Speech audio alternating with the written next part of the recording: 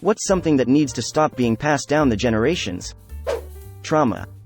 I have noticed my parents always did things the way their parents did.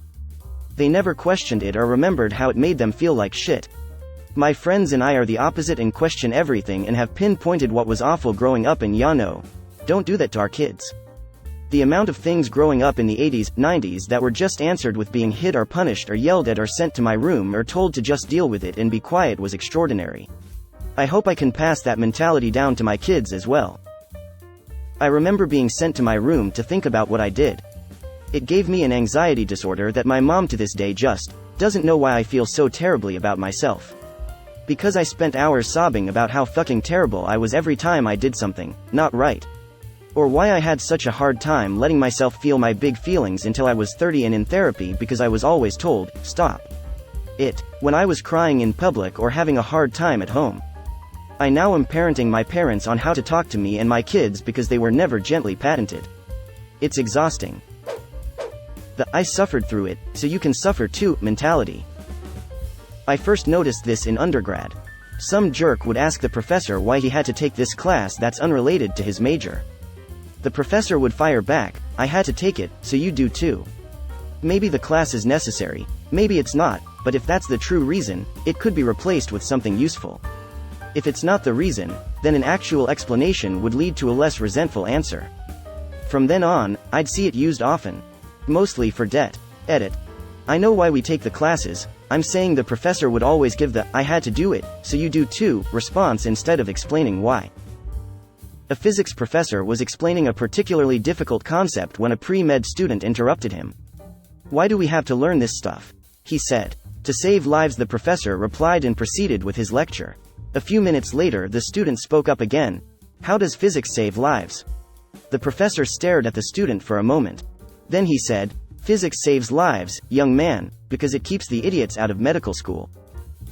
I have almost never directly used the knowledge I gained in the mandatory physics and calculus classes I had to take for my major. But damn, do I appreciate how those classes upgraded my ability to problem solve and analyze information. STDs. Rig. Wait, what? HIV at least is very often inherited from mother to children. Unless she's on meds and has an undetectable viral load, she would never infect her husband through normal sex, or her children through birth and breastfeeding. People have turned upwards of 100 years old while being HIV+, as deaths from AIDS are now usually in undiagnosed people. Those who refuse medication are people in poverty-stricken nations without access to healthcare. People like George W. Bush and Bill and Melinda Gates have done billions of dollars in humanitarian work to help people in Africa get access to the medication. At least in my family, the fancy wine glasses.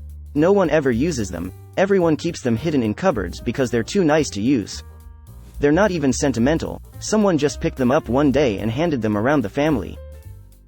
Life is short. Use the nice glasses. Yep, we realized after a few years that for the things we didn't have to hand wash, our nice stuff is now our everyday stuff. Probably has gotten 100x the use from when it was special event only. This damn cookie jar, I told my gram it creeps me out. Well, come on now, tell us more. Is it the soulless eyes? Is it the porcelain skin? Is it the fact that great-great-grandma taxidermied her Sphinx cat to make the cookie jar?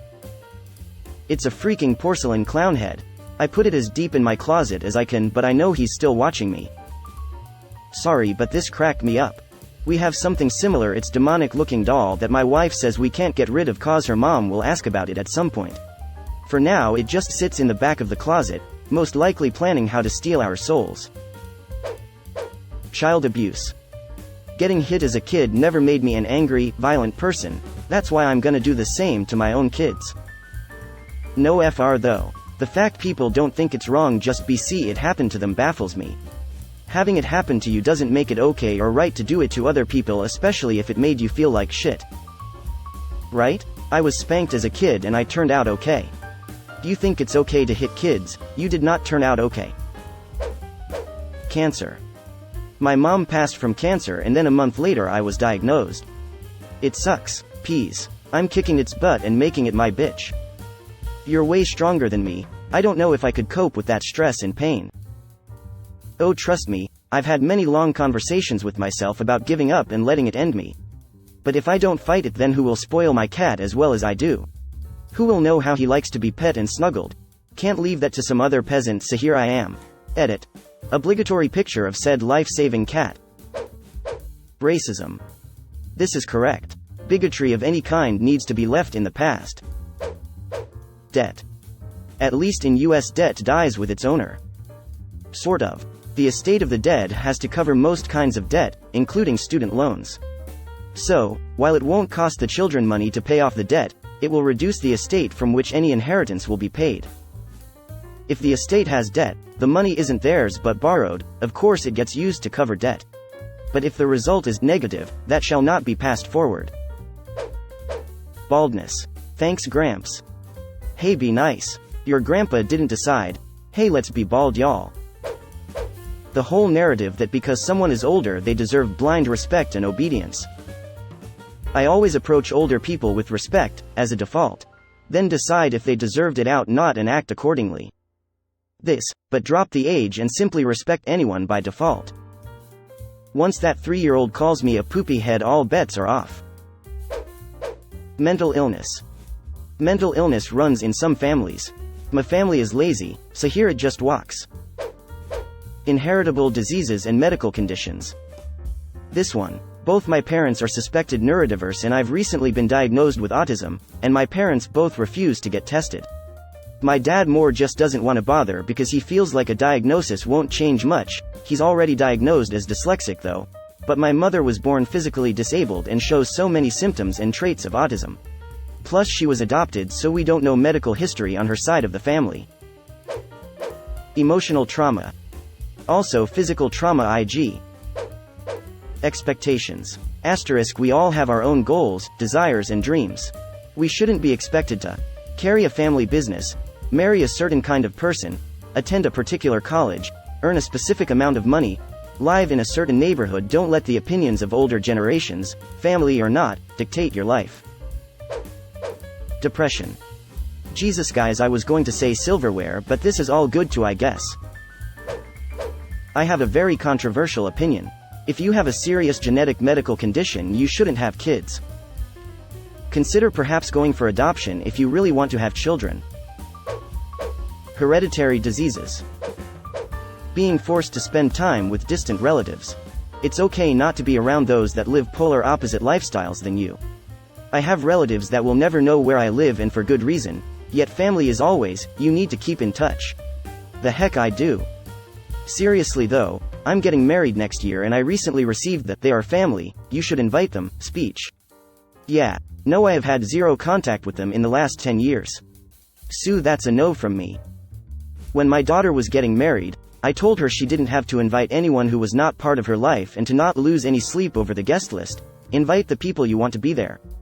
My mother-in-law got butt hurt that we didn't invite her 80-year-old siblings, whom all live many hours away, and their children and grandchildren, but we barely know them. Religion. I don't think religion should be forced upon your children, it should be a choice when they grow up. Yeah, that's straight up indoctrination. Boys having to make the first move. Yeah, I'm kinda over that stereotype. Which is why I confessed my feelings to my ex-boyfriend, current friend first. Our relationship is really complicated now. I don't know what to call him anymore. I was beat and I turned out fine. No, you clearly didn't, because you've grown up thinking hitting little children is an acceptable form of discipline. I think what's crazy about this is it's a hill people will die on. Hey, I don't want you to hit my child when you're babysitting, and people lose their fucking minds about it. I work in childcare. So many times parents don't want grandma or grandpa to spank. It either happens anyway, or it becomes such a big deal it's ridiculous. You're watching a toddler for 4 hours. Please don't hit them in that short time span. Is that really so bad to ask that? The "it happens anyway" part is what gets me. And it's not just for spanking, it's any rule the grandparent doesn't feel like respecting. They forget that they're just the grandparent, which means they get to take a big step back and let their kids do the parenting. It does not make the grandparent the bigger parent. Dangerous advice for pregnancies, babies, and young children. Most common examples I have seen: castor oil for inducing labor, blankets for sleeping babies, not swaddled rice cereal in bottles, unless doctor advised, Making your own formula. Survivor's bias is big on why this crap still gets passed around despite plenty of research proving they aren't safe. A lot of women don't even bother doing any research or taking free classes their healthcare offers that goes over a lot of this. Generational trauma. Smoking. Everybody my age I know who smokes do so because their parents' guardians either enabled them to or did not care enough to stop them. It's terrible. The amount of shitty parents who introduce their children to cigarettes, hard drugs and whatnot is insane. My cousin got addicted to heroin at 14 through this and now spends his days at a mental hospital.